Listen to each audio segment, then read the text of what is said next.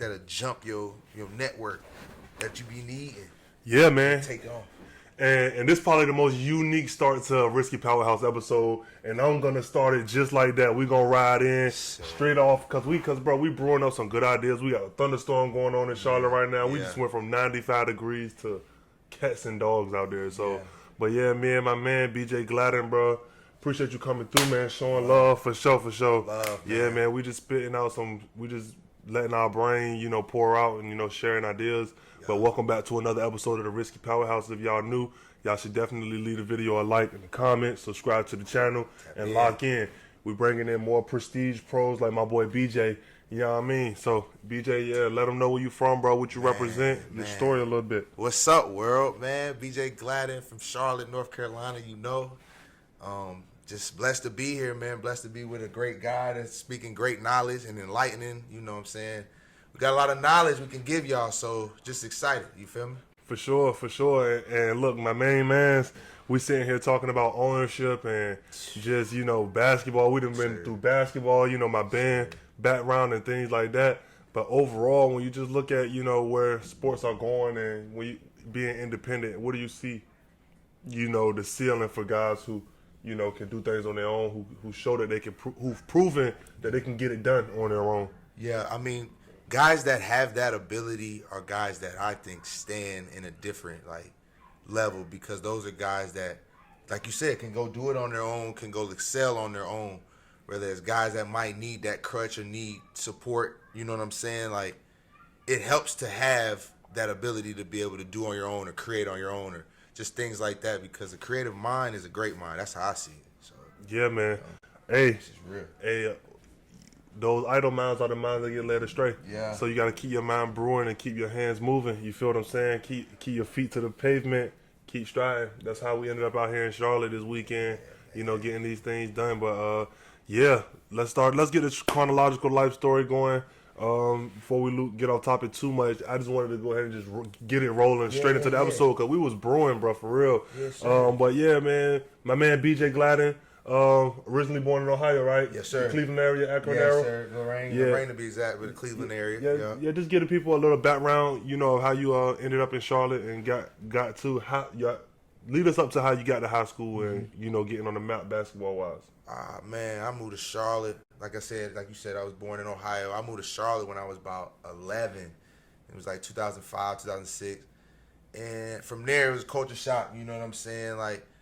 Just Charlotte's a different place. It was a booming city, and I had to kind of find myself in a big, like a fish in a big pond type of thing out here. So I was at any and every basketball AAU event coming up, ran through teams the Royals and Jets and just the Nats. It was all Havoc, it was a lot of teams that, through the Charlotte area, metro area that I would have to see to build my name in the city. And, as I did that 7th, 8th grade, 9th grade, I started to develop a little buzz, in the city, just because, we would beat some of those teams, but, you would kind of create a buzz for your own self in the city. Yeah, definitely. And after that, about 9th grade is when I kind of got a name out in Charlotte.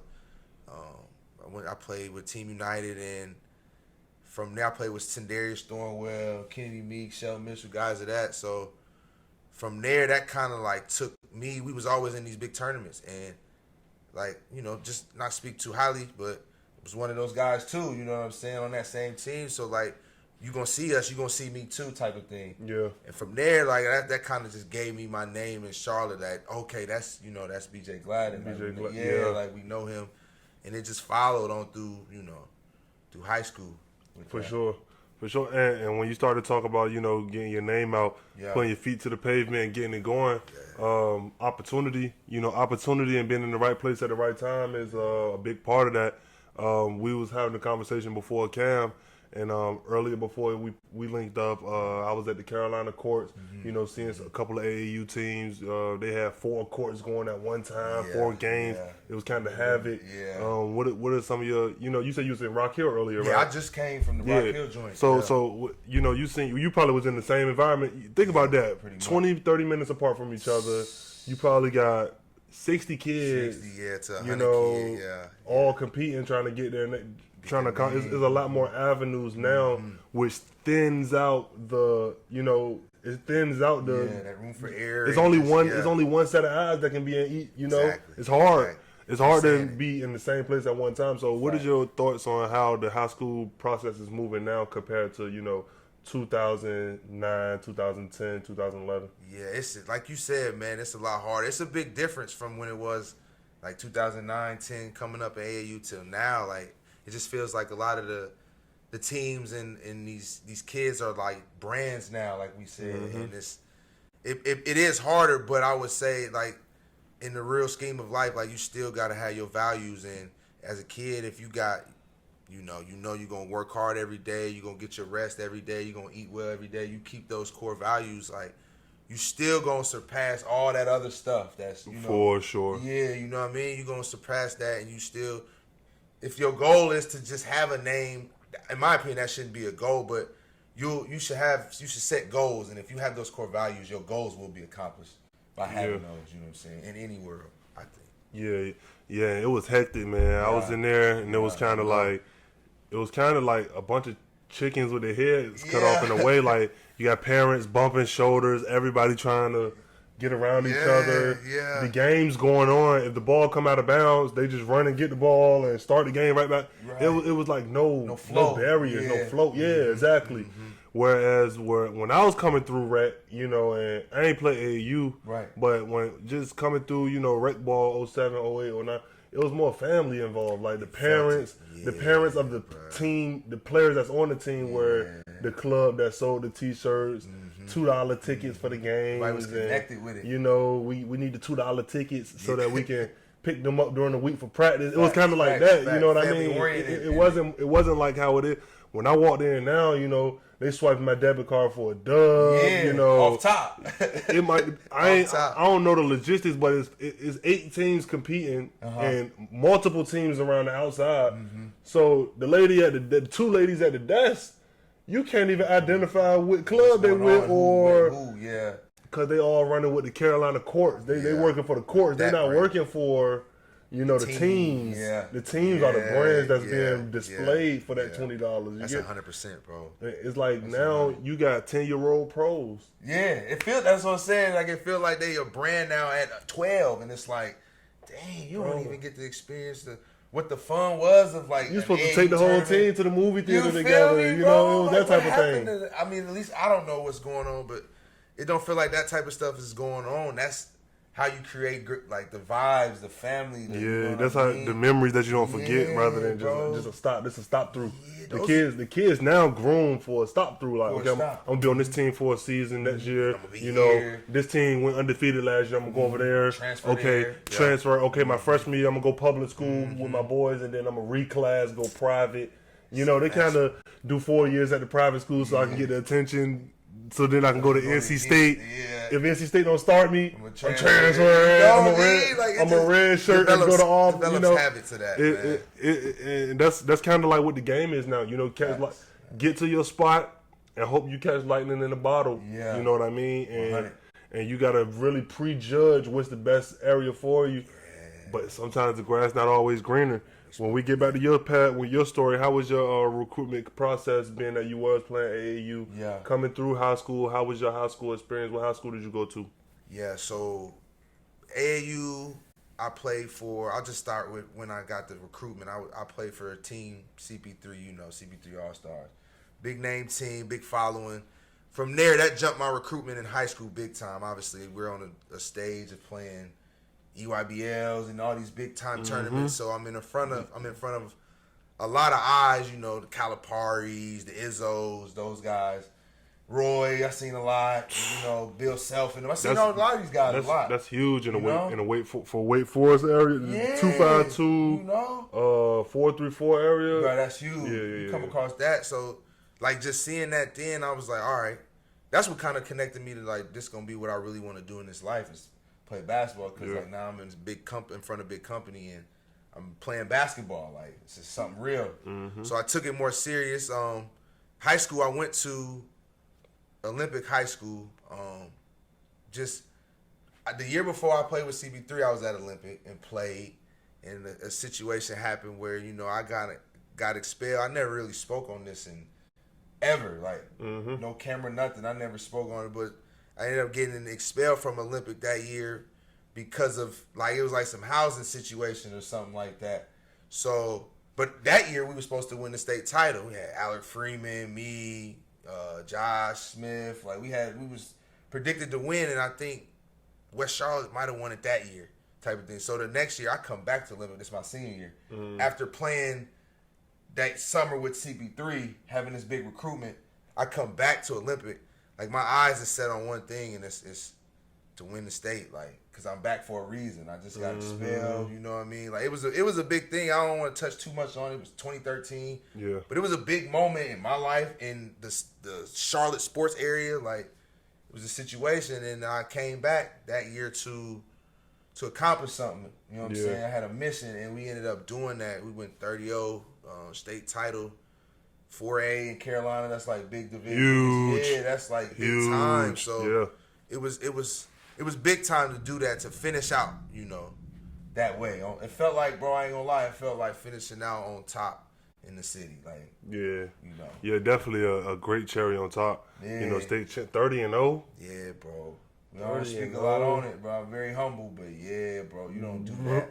30-0, unblemished. 4A?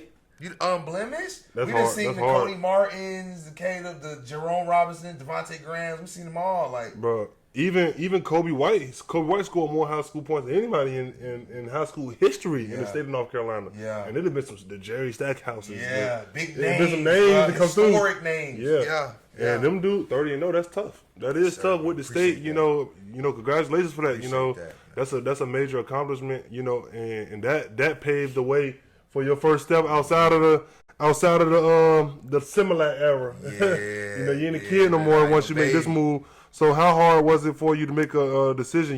Being that you played with Team CP3, you had a couple options, and how was it grooming your mind for a decision making process that was picking a college to go to? Man, that there was everything. Because like I said, in that span of that year, I realized that this is serious. This is what I'm doing. I'm playing this game of basketball. So going through that, and then playing the high school season, winning state championship, it's like, all right, now we got to find where we going to school. It's my senior year. I really play basketball. I'm really one of those ones. So we had to, obviously, you buckle down academically. You know what I'm saying? Definitely. Make sure your academics is right to get into school, and we did that. And we made sure that the basketball, the reason I'm going, was right. But I'll say for everybody, that's one of the biggest decisions of your life, is making that college decision. It pivot your bro. It put your seal. You don't understand when you're a kid. Right. I didn't understand coming out of high school when I was picking my school for band. And actually, I didn't take that process as serious as I probably should have.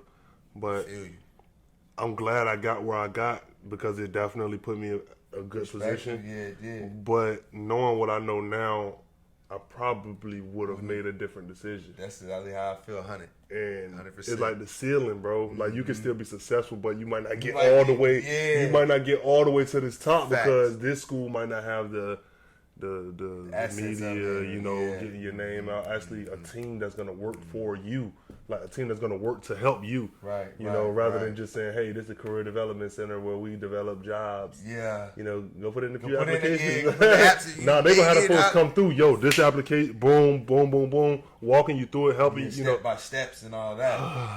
Man, no, you saying it, bro. Like it pivots your pathway in your life. That college decision, and that for me, I said it was, for me, that Akron was a great decision for me, but I wish I never left Akron, and we touched on that just before type of. So you went to the University of Akron, straight out of Olympic. Yeah, straight out of Olympic, 2013. And how was those? How you spent a year or two there? I did 2 years. So 2 years. I redshirted first year, 2013-14. Then the next year that was my redshirt freshman year, and I played that season. But it was just from top to bottom, great exposure. And now you got to think, I'm a kid from Charlotte. Well, at this point, I had spent like 10 years in Charlotte. So I'm from Charlotte. I'm feeling that. And I'm away from home. I'm 9 hours from home. So that and alone was tough as a 17, 18-year-old kid. And I'm experiencing all the things you experience in, you know, college athlete, or just a human. You see a lot in college, bro. Like, I don't care what you do. You go see a lot. So crazy experience. Yeah, some lifetime ones. Yeah. So it grow you, and Akron for sure was a place that I'll never forget. But I 2020 hindsight, I should have never left there. But if I never would have left, it probably wouldn't have been. I wouldn't be probably here today. Like the path, it would have changed the path. You feel me? So yeah. But yeah, that Akron was life changing. Yeah, for sure. Time. Dude went from Charlotte to Ohio to Florida. My dog, you all over the place, dog. Global, man. Global 5, G5, but nah, real. G5 global, man. Talk, now you riding the East Coast for real, Midwest, East Coast. You know, so how was Eastern Florida JUCO? That's a powerhouse JUCO spot, bro. That's a spot where dudes go. Yeah. So I know you played with a couple guys out there. You know, who were some of the more memorable players you played with out there, and how was that experience in Florida? No, Buck Wild. Man, just a couple guys I just named off the top. I gotta say my bro CJ Jackson. I went with him. He went to Olympic with me, won the title with me. Yeah. Ohio State alum, off the rip. CJ, I went with my boy Kareem Bruton. He ended up playing at Memphis with Penny and them.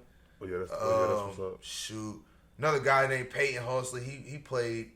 I think it was like Florida, Atlanta. And some guys like Ricky Torres and Eli. They played at Wichita State. Yeah. Just, some guys that played around. But Eastern Florida was.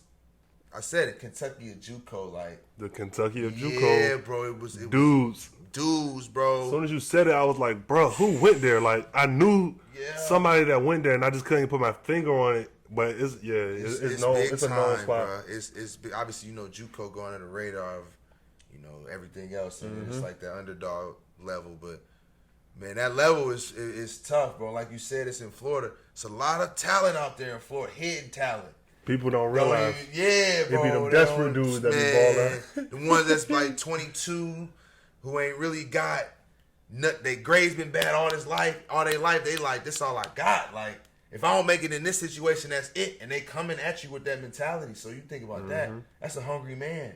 On top of he good. He just had a tough path. That like you see the most dogs in JUCO. I bet everybody that played JUCO will say that. It's some of the realest dogs in JUCO than it is in the NCAA D1s and all of that, bro. Junior college, bro. People, they got that D League mentality where it's like, this a one-stop shop. Like I'm pulling up, murdering y'all dudes, and then we leveling up ASAP. That's a fact, bro. ASAP. We looking for the level up. So I could just imagine, I don't think about the dude that's trying to get 30. I'm thinking about the Draymond Green of those teams. Them dudes that's going to go and defend, rebound. Yeah. Who can go out there and get 15 rebounds a night? And get stops. Like a dude that really picture the dude coming to the locker room screaming, man, ripping out stuff. You like, bro, what's wrong, bro? Yeah. You had 18, bro. Only had 9 rebounds tonight, bro. I'm supposed to get the double-double. I needed the double-double. No facts, I needed the double-double. You want with you. I needed the 13.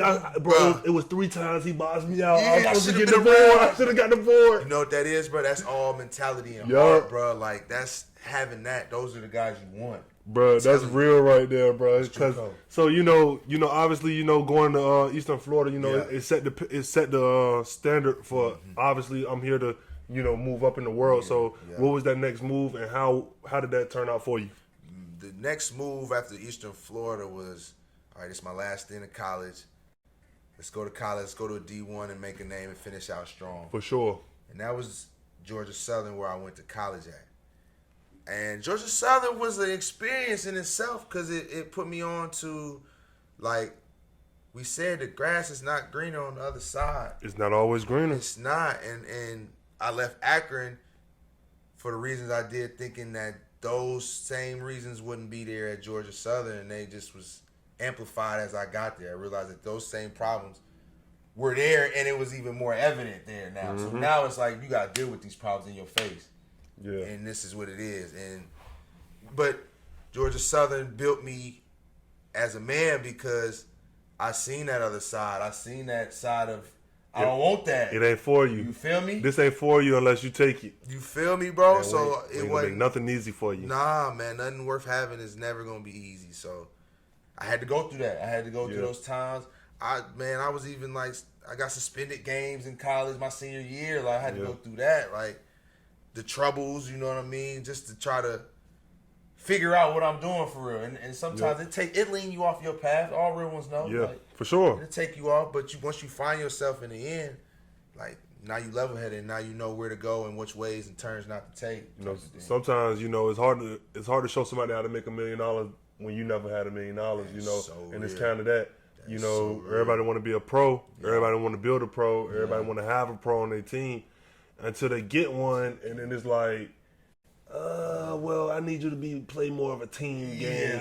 I need you to realize that these dudes, you got to build. You know, it's kind of that thing where it's not necessarily saying you better than everybody, so he should cater. That's not what I'm saying. What I'm saying is, you know, it's hard for a player to learn how to go about being an astute professional when they never learned, where they was teaching themselves how do you teach yourself how to be a professional basketball player? Right. How do you teach yourself how to, you know, not even get 20 and 10. That's not even what I'm talking about. I'm just talking about how to carry yourself. If I come into your team and you alienate me, or you don't bring me in with love, like we explained with the AAU, it's kind of in college. It's everywhere.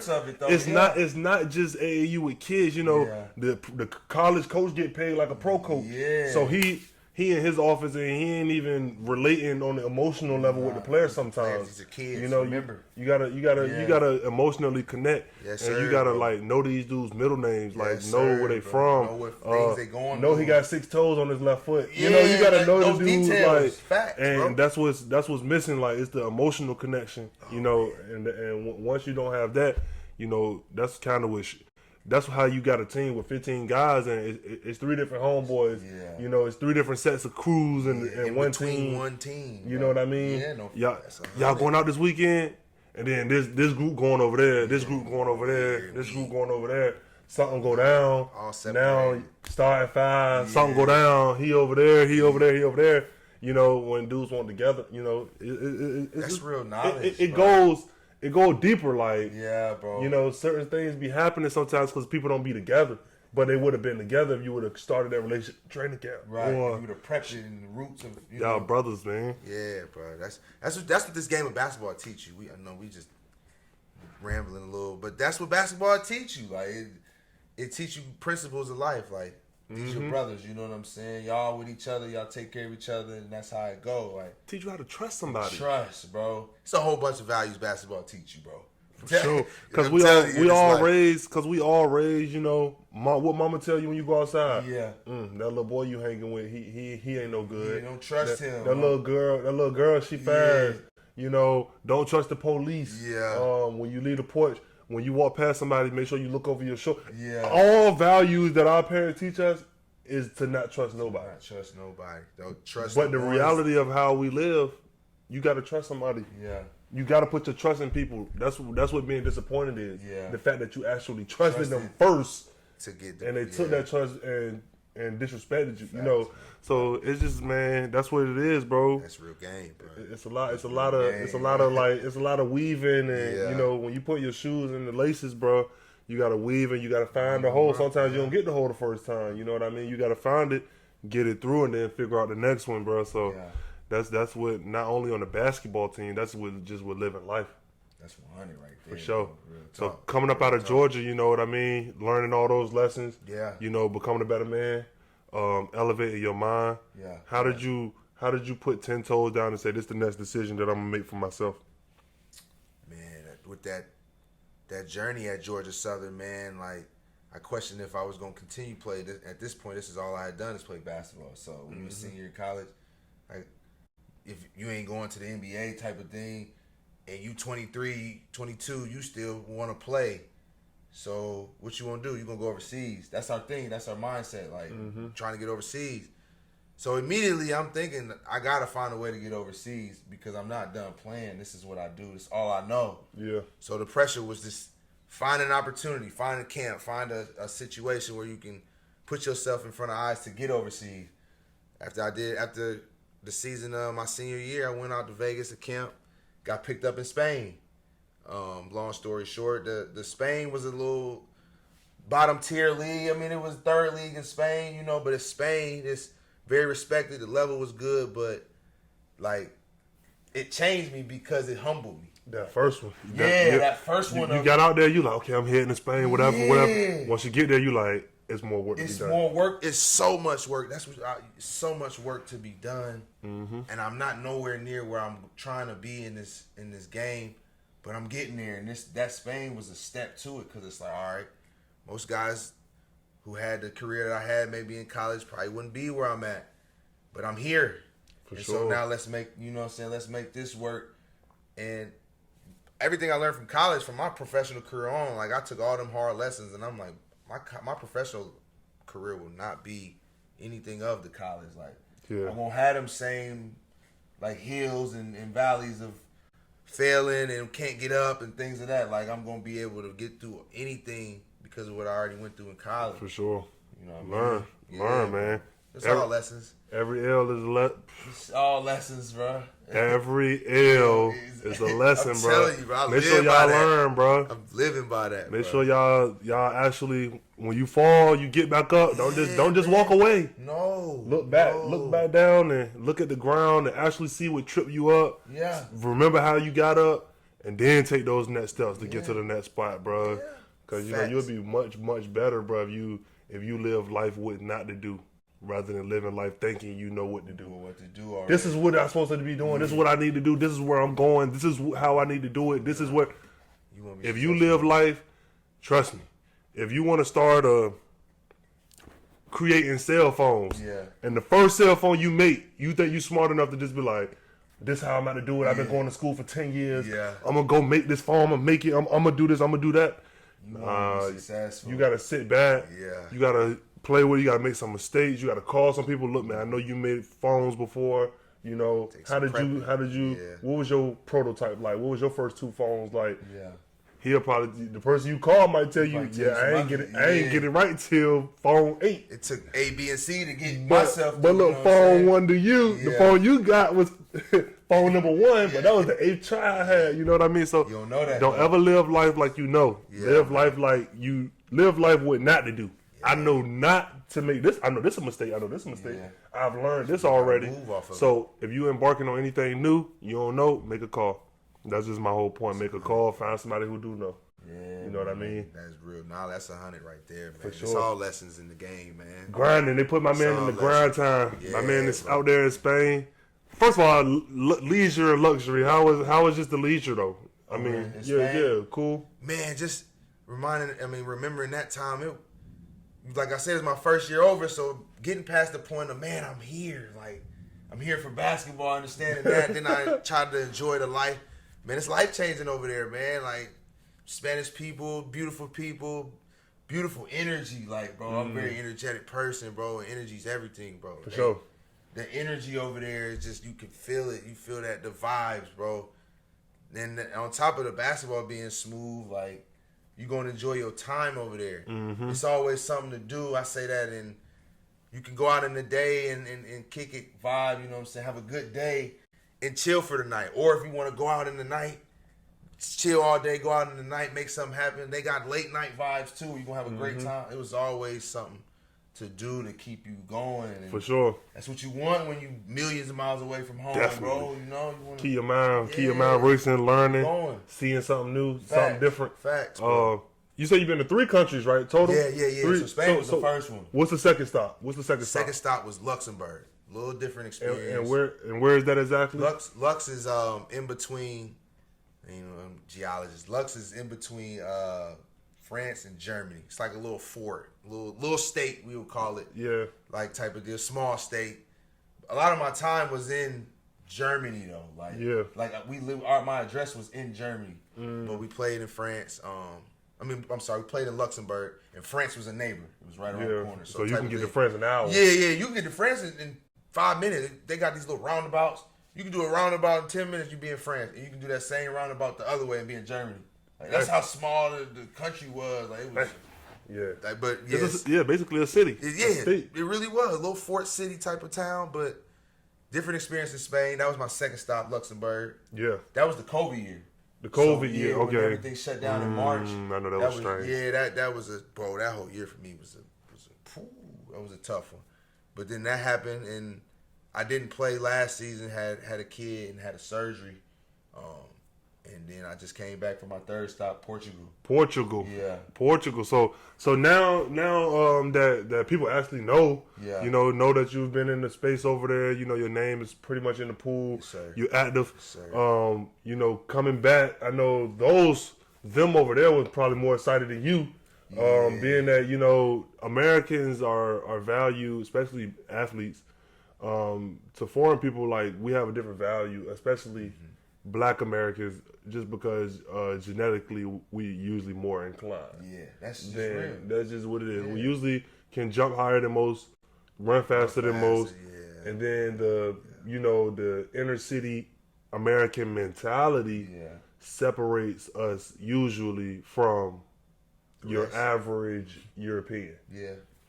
Right. But when you put your name back in the pool, they're like, yo, team's trying to make the move. So in Portugal, when you got out there and you on game number one, how does it feel after that year off? You got the child, Yeah. I mean, I ain't counting your pockets, but the check rolling back in. Facts, that feeling there, I'll be honest, was surreal because I ain't played, like you said, in some time. I didn't know if I was going to even get back over there a month or two prior to that, so I had mental battles a lot. And then actually suiting up and lining up for that first game, like, I was like, bro, I ain't gonna lie, you felt that rush in your heart. You feel that, you know what I mean? You feel Kid in the candy store. Yeah, bro, but I embraced that feeling like, man, I know I'm here for a reason. And that reason was to, you know what I'm saying, basically put my name on. That was the only reason I was there. So game one, I mean, obviously, I played good to game one. I probably had like 14 and like, I think I had double for sure, like 14-11, something like that. Not crazy. Yeah. I think this year you averaged, what was it, 17-11? Yeah, it was something like that. Yeah. Like double, something like 17-10, 17-11. But from that game one to the rest of the season, bro, I was just trying to do whatever it takes to make sure you know who I was. Like, whether it would be dunk on your head or like I'm gonna guard you or I'm gonna have these crazy stat lines. Like I'm trying to make sure that I leave the gym, you gonna remember me. So this season in Portugal, what was your, I ain't gonna ask you what was your best game. I'm gonna ask you what was your more favorite game where you were productive. Because you got a couple games. You got a 28-17 in there. No, I think it was a 28-12. You had a 23-17. I think. I think it was 23-17. I think that's probably the one. Yeah, 23-17. 8 offensive boards. Yeah, that's probably the one. It was more of a floor game, like. Your team tweeted about that one too. I seen that on your team Twitter. They did. And shout out to the team too, man. They did a great job with coverage and just with love. Period of being over there, bro. That time they picked me up in a halfway point and asked me to help them save the season. And doing that, I just gave them everything I had. It was a great relationship because we all won in the end. But I would say that 23-17 game was probably my best game I liked because it was a floor game, dominated on the boards, but. Like scoring, I was scoring from everywhere. I hit like 2 threes. I hit a couple middies. Had some throw. Had a dunk. I like those games because it shows everything. You know what I mean? Like you can go get that tape. That's it. That's it. Like go get that film. look at that up. Make sure you look at the score and look at the progression of the game. Watch the flow of it. You can see the three. You can see the pick. You can see the pop that I didn't get it. Yeah. Then you can come back and see the short roll where I did get it. And then the midi. Yeah. You can evaluate because one game tape is always better. If I watch somebody tape. And you give me 2 plays right here, and then they go to another game. Oh, I'm like, he probably did. He an 8-point guy. He an 8-point guy. Oh, God, hey, look, those was his 2 buckets for that game. Side-eyeing it, like, kind of like, ooh, I need one game. I need a 1-game tape because if you give me 7, 8 buckets, I see a turnaround, I see a pop, I see a short roll, I see you read a corner, I see the strong side help. Okay, the strong side help, you gave it up. You know what I mean? Get off of it. Yeah, I need to see all that. 1-game tape usually is the better tape. That's a fact. Yeah, that's a for fact, sure. Portugal, man. That's a fact. I've never left the borders of the United States of America up to this point. And the way they do it, bro, is we are groomed to stay.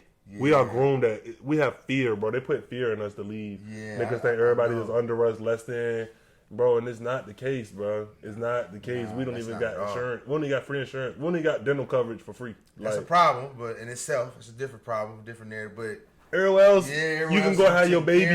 You go to the hospital, you don't got no bills. Yeah, no bills. Because you're helping the country when you have kids. Yes. But man, it's just a lot of different values, a lot of different things that that's not really educated. We're not taught. We're not taught that. We're taught all the negative aspects of what we think or how our country judge other countries. So I love to see a country like Ukraine, even though they got the stuff going on. I like to see a country like that. I like to see, I didn't even know Luxembourg exists, bro. Bro, I didn't either. I didn't either. Like seriously, I didn't even know it exists. So when you talk about creating a name for yourself, you back into the pool, you active double guy. How old are you up to this point? I'm 26. 26 years old. Fresh body on the floor. Fresh body on the floor. 26. Far from old. But definitely, as you're building, your cachet as a professional, how do you plan on tangibly monetizing your name as a brand or creating something that will outlast your lifetime? Man, that's right there. That's the golden question for me.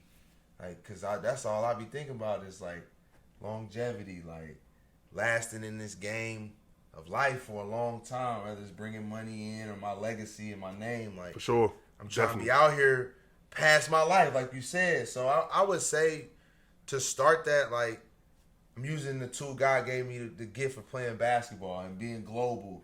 Because being global, doing what I do in this game, you realize basketball is global. It's all around the world, you know what I'm saying? And then on top of, I'm great with kids and connecting with the youth. So you get to do that in different countries. That's the start of it, where you get your name. So now you in this pool. These people over here in this country really know you. Your word is valid. Your name is valid over here. So I'm starting with that, with my playing career. In the meantime, I'm working trying to get a little clinic, couple clinics, couple camps going, you know what I'm saying, to start there. That's kind of the base. We hit it on it with clothing, G5, I'm putting that's going to be global. I'm going to make that, you know what I'm saying, some type of brand, and we're going to flood clothes, hats, socks, shoes. We're going to do a whole time. Probably not shoes yet. We'll see, but... Bro, off the top, bro, G5, what come to my mind? Talk to me. You ever seen, on Twitter or Facebook, people put FYE with the fire emoji, fire. Yeah. That's ringing right now. Fire, the fire, not the number 5, but fire. Fire. Because G5, when I think about a G5, you might have trouble with the cars. Yeah. That company. The type of car. Yeah, that car. You might have trouble, because that company is a major label, major company. G5. I'm thinking fire. I see fire with an emoji with a G with green on the inside of the fire, but the outside is red, regular. I'm seeing something, bro. Listen, I'm telling you, this is where you need when humans interact like this, bro. Because now you just gave me a nug. Now I'm thinking that might be a. I'm seeing that's what I'm seeing, bro. That's something right there. I'm seeing fire, bro, with a G.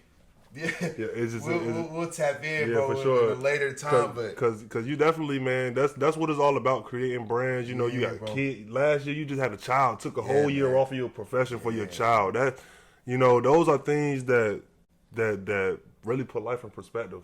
You on the clock, you got 20 years to make sure that college, that they know how to create for themselves. If they don't play basketball, how could you take art and create your own lane? How can you take whatever you go to school for, whatever you want to do as a child? You want to encourage anything. Whether it's making charges or art. I'm saying all this random stuff, but that's exactly what it is. Yeah, that's you want to create them. You want to groom their mentality to where they say, my dad do this and my dad do that, and my dad didn't just play for somebody's team. My dad was the team. The team we play for now, this my dad's team. It's stuff like that goes a lot farther. And I look at guys like Dame Dash. Yes, sir. With the car lot, I look at guys like Master P.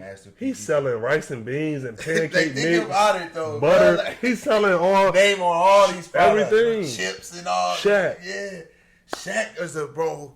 money guru. Shaq the owns general, the general. the bro. general. He owns it now. I remember as a Like- kid, I used to see that. Like the general, bro. He owns it now. Like, It's like that's how. It's like you want to be able to put yourself in a position where you could create.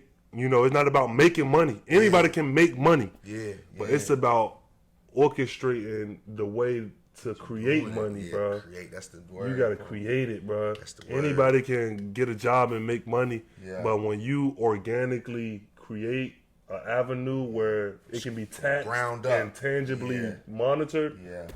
now we talking. We talking. Now we business, talking. bro. We talking. But yeah, bro, got my man BJ Gladden. I appreciate you coming through, bro, for sure.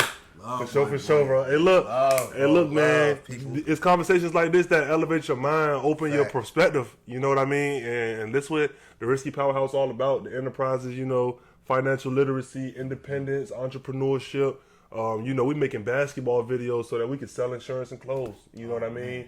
It's different. That's It's it right there. You know, this is the market. Like the videos is the market. Like that's what people coming to see. This is what I provide. This is It's the show. But when you start providing service, you start providing product, tangibly counting that dollar figure, that's when you start to elevate. Success. You know what I mean? Success. So yeah. y'all stay locked in, man. If y'all made it this far in the video, y'all should definitely leave it a like and a comment. You know, subscribe to the channel, bro. Got my man up again, bro. Family, Got that bro. boy G5 in the building. We here, Hey, y'all bro. stay tuned in. My man's everything in the comment section. Follow my man's on Instagram. Follow my man's on Twitter. Follow my man's on Facebook. Keep up with him. You know what I mean? Doing a lot of things. We got a lot of dudes that come up in the States. You know, they put on in the States, and a lot of people get them love while they're here. But when they go over, you know, overseas, they kind of get forgotten about, get swept under the rug a little bit, you know, and we just hop onto the next ball player because there's so many, like we said with the AAU, so many basketball avenues, you know, so just make sure y'all stay locked in with the guys, you know, that truly care about the area they from, you know, definitely. I got a lot of friends from Charlotte that's going to see this. Y'all, man, y'all lock in with my boy BJ for sure. So, yeah, with that being said, G5, man. for sure, I'm Kendall Bishop. It's the RissKy Powerhouse. Got my boy. G5 in the building. You know it. And that's it.